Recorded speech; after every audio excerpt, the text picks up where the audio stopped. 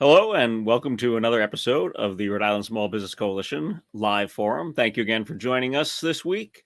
We've got a great guest today. Before we dive in with the guest, I just want to remind everyone that we are on Facebook Live, and if you have any questions for our guest, please put them there. The Rhode Island Small Business website, the coalition's website, is rismallbusiness.org, and you can sign up there for the coalition. Any small business is welcome to join, and it's especially important today if you want to go join. We're having an all hands meeting tonight at 5 o'clock over Zoom. So if you'd like to join that 5 o'clock Zoom meeting, please sign up to the Rhode Island Small Business Coalition today at rismallbusiness.org.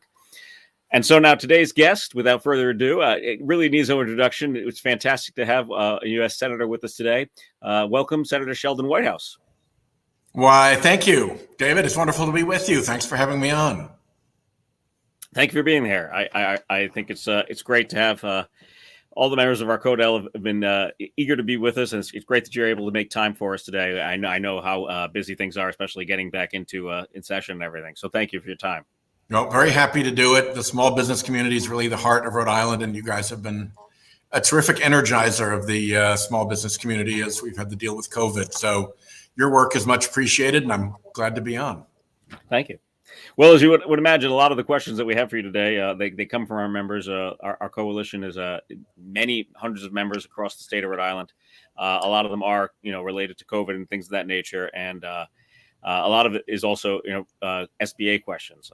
It's been a challenging process over the last year or so with the SBA. I think we are all understanding that the SBA was limited, in scope before this, and all of a sudden they had all these new programs to deal with. So let's dive right in with some of these questions. First and foremost, I think our members want to know what's being done to provide some oversight to some of these SBA programs. Some have already passed, they've ended, they've closed, and the results have not been, as successful for Rhode Island businesses as some people would like. How do you see oversight and control of some of these programs? Well, Chairman Ben Cardin runs the Small Business Committee in the Senate, and he has been looking into and continues to try to oversee these programs through that committee.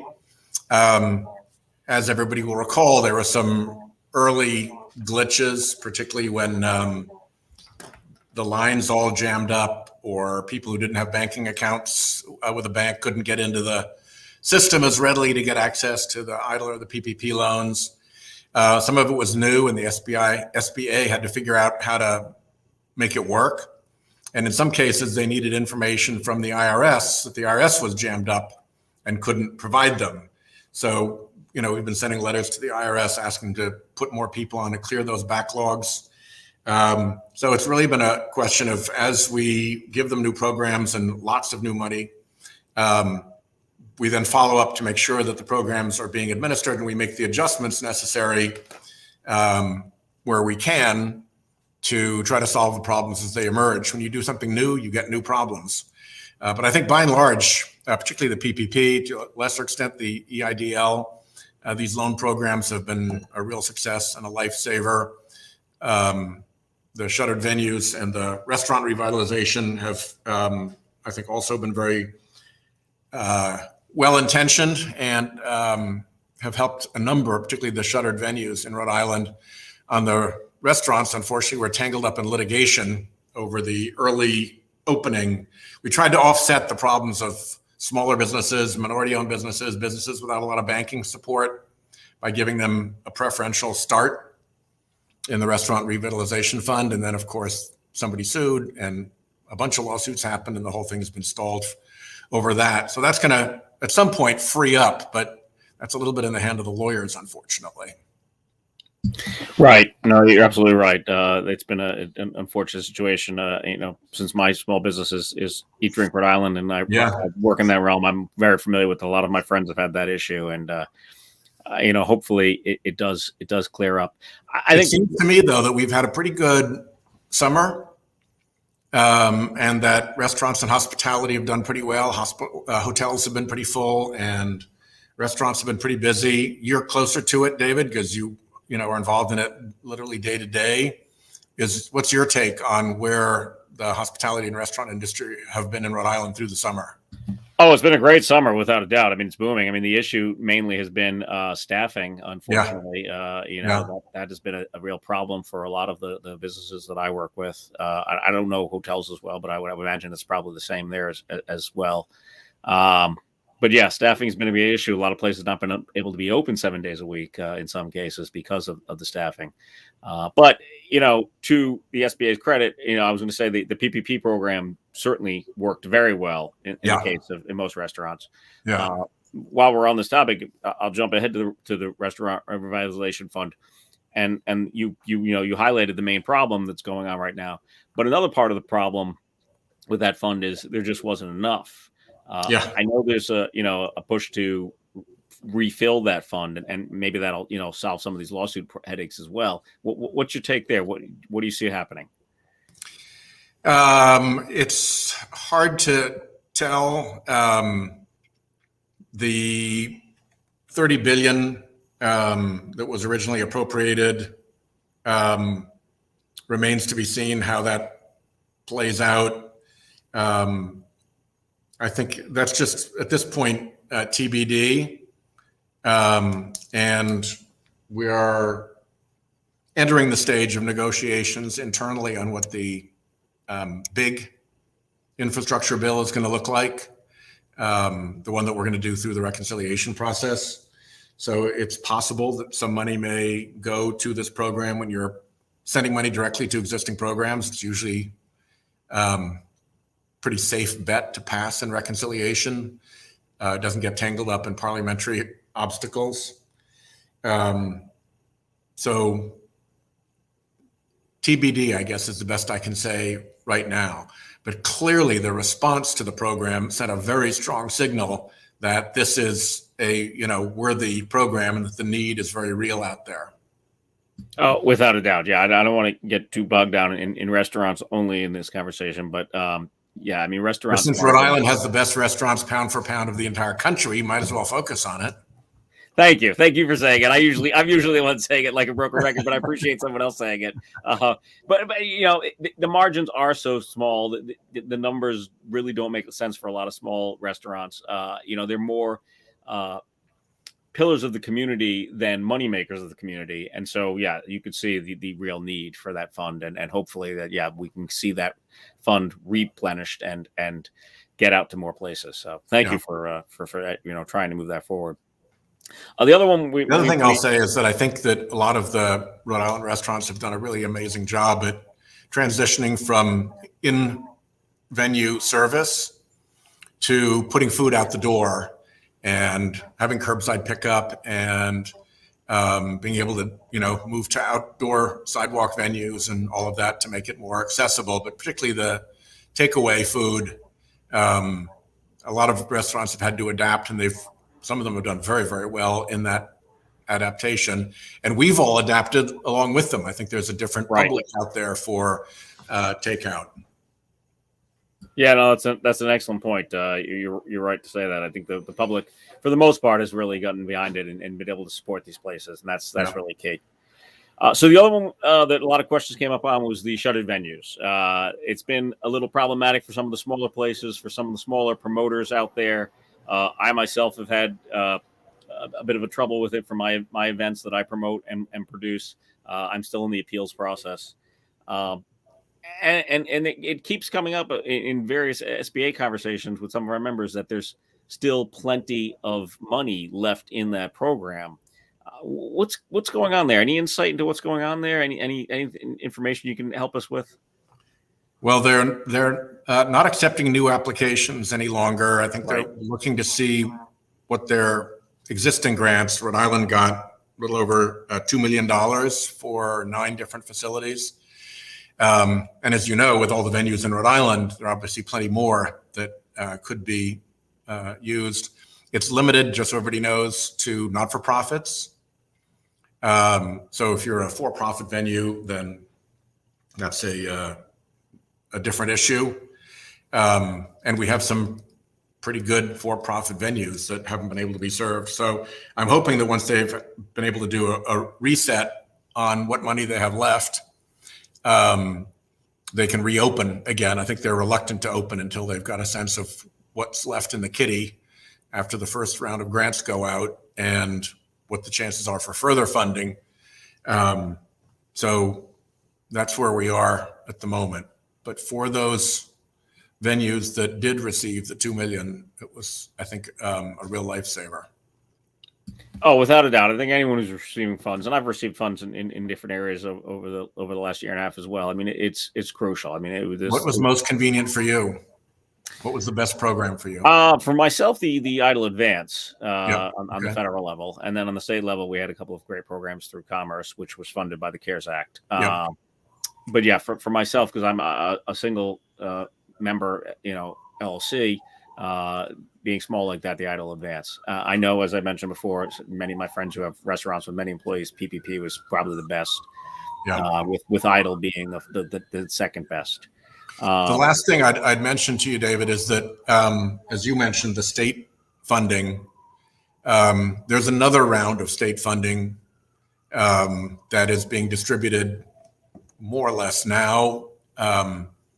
The General Assembly has asserted itself with regard to the second 1.2 billion. And so while they're sorting out with Governor McKee where all that's going to go, we're in a little bit of a hiatus. So it's really important that Rhode Islanders get their views into their state legislators about where that should go. It is absolutely a priority to support small business for that money. That was congressional intent for it.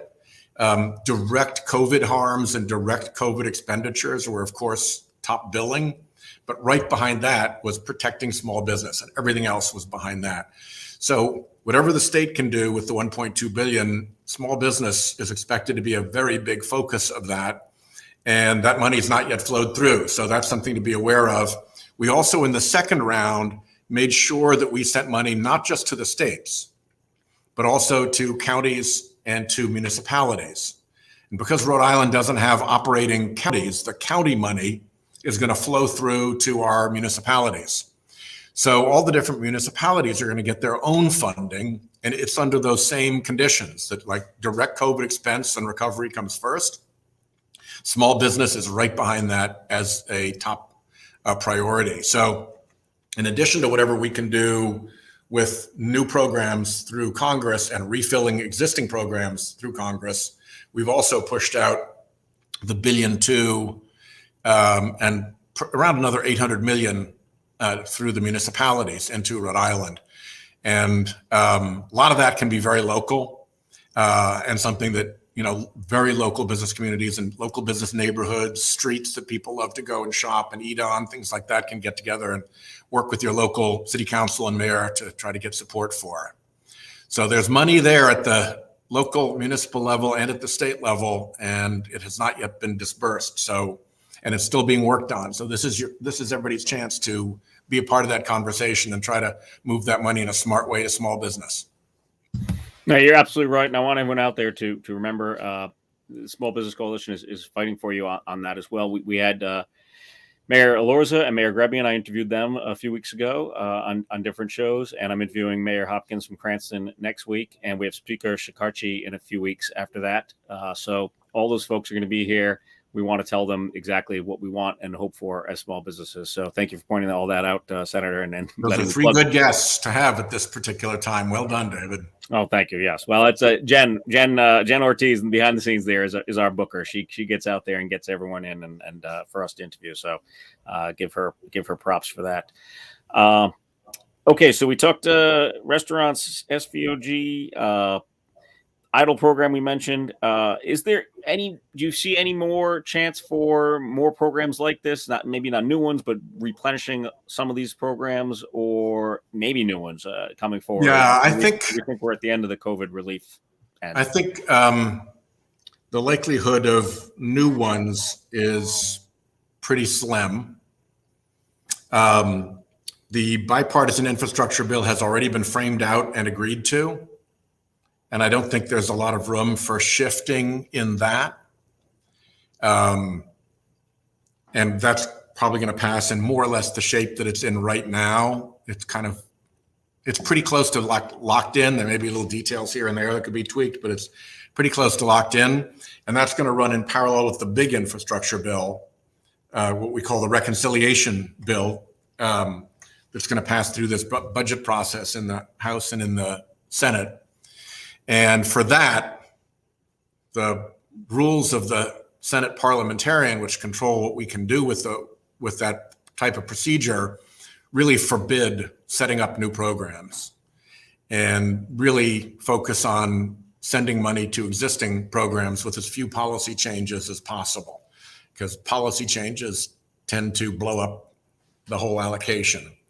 So we're trying to avoid that. It's not a very good way to add new programs. The parliamentarians would probably probably blow it up. So nothing in the immediate. Those are going to be big infrastructure bills. And of course, that will put a lot of money into the Rhode Island economy through infrastructure, through water maintenance and development and improvements, through highway maintenance and improvement, through bridges and kind of traditional infrastructure, as well as things like EV chargers and broadband that are a little bit new to the infrastructure world. And then, of course, just a lot of money into Rhode Island families to support them in the way that they're going. And of course, that puts money in people's pockets and gets them to the corner restaurant because now they got money to spend. Yeah, I think that's an extremely valuable point that people need to remember, is that, the child tax credit, things of that nature that end up with money into people's pockets. The vast majority of people who get extra cash aren't, putting it into, retirement funds or something. They're spending it in these. Yeah. This money goes fast into the economy. Yeah, exactly. And into the local economy. Right, exactly. So it's extremely important.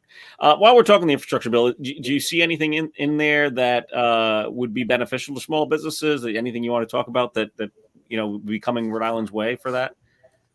Well, I think when you're investing in infrastructure and you're pouring money through those good infrastructure jobs into the economy, that's a lift for the entire small business sector. So we've got $1.5 billion in highway coming to Rhode Island, another $500 million for bridges and mass transit, another $400 million for water, drinking water and wastewater infrastructure, a little bit for the airports, about $45 million, and the EV thing as well. We'll probably try to add to that. That's in the bipartisan bill already. That's what's been agreed to, and we're just waiting to get ready to pass that. So we'll be adding more, obviously, in the reconciliation bill, but most of that is going to be in the form of family support, things like paid medical leave and extending the child tax credit and helping families who need child care during the day to pay for child care. And I think, again, all of that will make a significant difference with money in people's pockets, lifting the economy. And all of that is good news for small business. Absolutely. Thank you. And making our roads easier to travel, and then airlines, more airlines and more travel to Rhode Island, certainly going to help small business there. So those are great points to make. Yeah, particularly with people not traveling internationally because of COVID. Travel in the U.S. is up. Rhode Island has been a very popular destination, and I think that's part of the reason you and others have seen a really strong hospitality summer. Yeah, absolutely right. No, very true. Sticking to the infrastructure question, some of our members were asking if you meet up with our new Commerce Secretary, if you've had conversations and how that's been going. Yeah, I do from time to time. It's kind of funny to see Gina, coming in, stepping out of the big black Navigator with her security people around her with the thing in their ears and calling her Madam Secretary and all.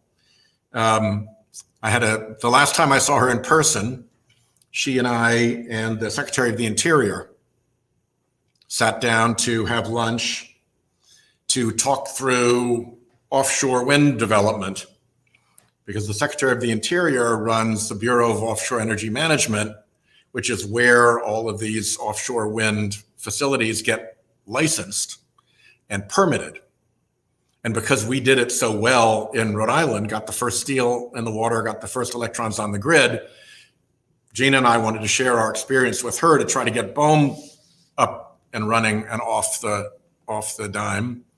And of course, NOAA, which oversees oceans, has a role in the BOEM process, and that's Gina's baby because NOAA's within commerce. And Janet Coit, our DEM director, who I think most people know and remember fondly, is down there running the fisheries piece, which is a big part of the regulatory side in the offshore energy thing. So the purpose of all that was to try to get glitches and delays out of the permitting system so that we can start getting these offshore energy projects up and going, because that is going to be really big dollars for Rhode Island, for the Rhode Island economy, and help us meet our climate goals as well. So that's a very big deal for Rhode Island, and we had a good lunch, and it was a lot of fun to see her in her new position. She's doing a good job. That's excellent to hear. Since you mentioned the environment, and you're such a great supporter of our oceans and our ocean economy, but also the environment in general. You've given so many great speeches over the years. Some people view that sometimes as like, it's more headache, more hassle, more any sort of carbon tax or things of that nature. But the flip side of it is it's more opportunities for new business and more opportunities for new technologies. And what do you see there, where small business can make inroads into some of the things that need to be done to help our climate, because they need to be done? Yeah.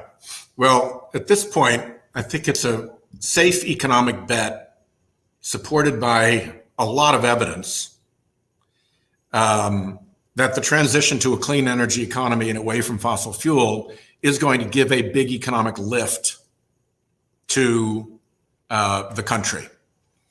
And that's for two reasons. One, both solar and wind can now be deployed at a cheaper cost than fossil fuel.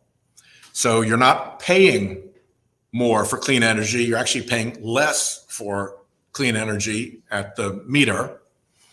And because it's clean, you don't have to deal with all the toxic effects of burning fossil fuel, whether it's bad air quality.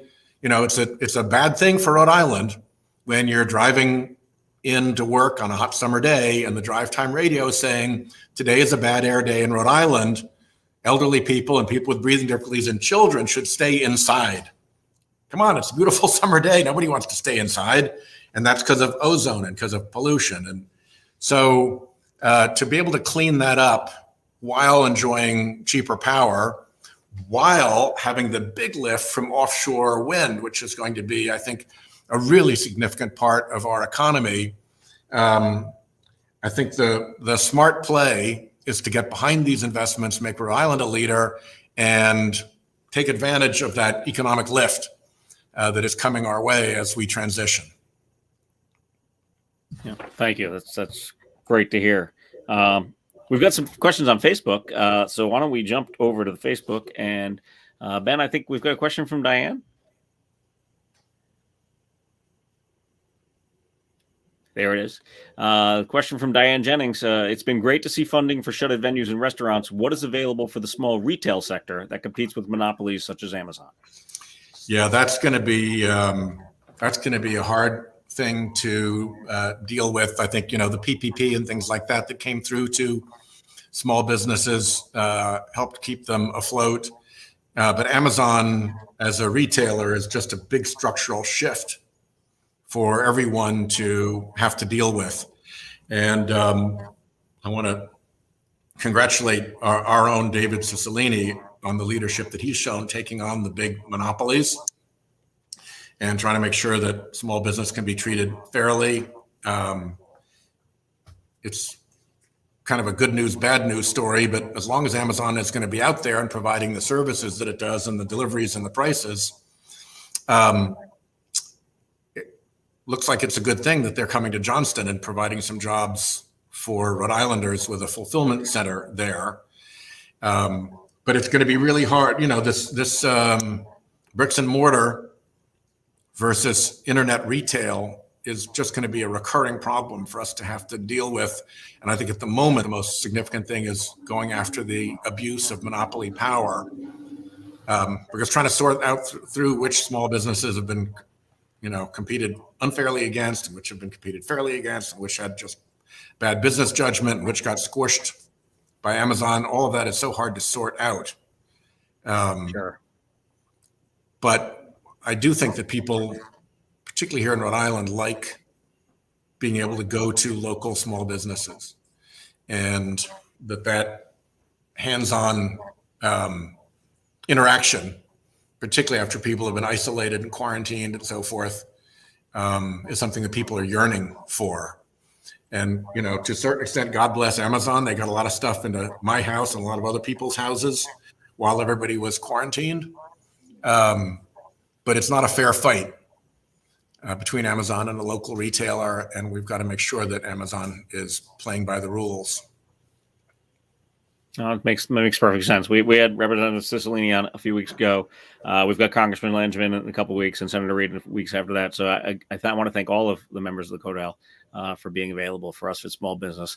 I have one last question for you, Senator. This is a pet question of one of our board members, Hugo Adames, but it is extremely important. He brings it up. We all kind of laughed at, there goes Hugo again with the daylight savings time question, but he brings this up often, and it is a viable question, especially as we've seen over the last year and a half, where later hours are great for outdoor dining, things of that nature. Where do you see the change in daylight savings? Is that going to happen? Well, Marco Rubio of Florida and I have filed a bill to get rid of daylight savings so that we are permanently on the clock that we're on right now. I think that when we're obliged to change our clocks and suddenly it's dark at 4:30 in the afternoon, not great for people coming home from work, not great for kids who need to run around after school, not great if you're trying to attract people to outdoor venues or just the patio in a restaurant. Yes, heaters help, but it's just not as much fun in the dark as it is when it's sunset still.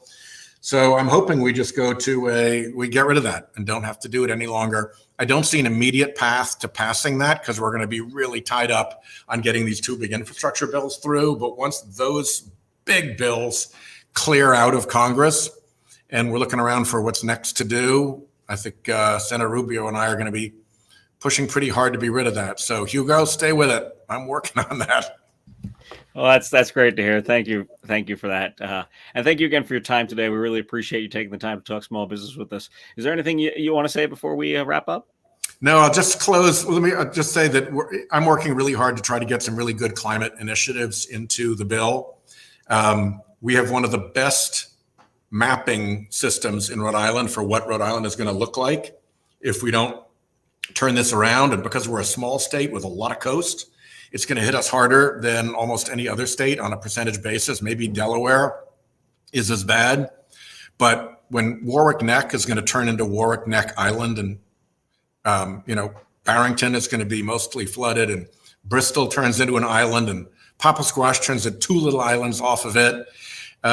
You see these changes that are coming to our coastline, and behind the story of the flooded land that is now Rhode Island are going to be human interest story after human interest story of houses that have been there for generations. We've seen that along the South County coast, houses gone into the sea that people remember their grandparents being in. A lot of coastal infrastructure, a lot of coastal economy. So we've really got to fight very, very hard to try to push back on that problem so that we don't end up being inundated and having the kind of economic hit that comes when you basically lose so much coastal infrastructure, so much coastal property, so much coastal value. And I think we're on the fringes of starting to feel that economic pain. And I really want to get ahead of it because I don't want Rhode Island to have to go through what we're planning for right now at the state level, because we know what's coming if we don't act. Well, thank you very much for that. That's extremely important. As you listed a bunch of, all the reasons are fantastically important, but it's not just about saving the ocean mist, but that's part of it. Right, exactly. And I'm going to give a little plug. I'm a board member of EcoRI News, and EcoRI covers a lot of these stories. So Yeah, if you thank you want for that. to, check out the website if you want to read more stories about that. Thank you again, Senator Sheldon Whitehouse. We really appreciate you being here today. Thanks, I'm David. sure we'll be in touch more as small business issues arise. Thank you. Take care. All right. That's another episode of our show. I hope you enjoyed that interview. Like I said, we've got Mayor Hopkins from Cranston in 2 weeks. In 2 weeks after that is Congressman Langevin. And 2 weeks after that is Speaker Shekarchi. And 2 weeks after that is Senator Jack Reed. So we've got a great lineup of guests coming up. We've also got all these guests that we've already talked to that we've recorded the shows. They're still live on Facebook. You can hit the Rhode Island Small Business Coalition Facebook page, find those live videos, watch those interviews with all those guests. If you missed any of this interview with Senator Whitehouse, you can watch that back later as well. And please hit rismallbusiness.org, sign up for the coalition, and join us. Thank you again.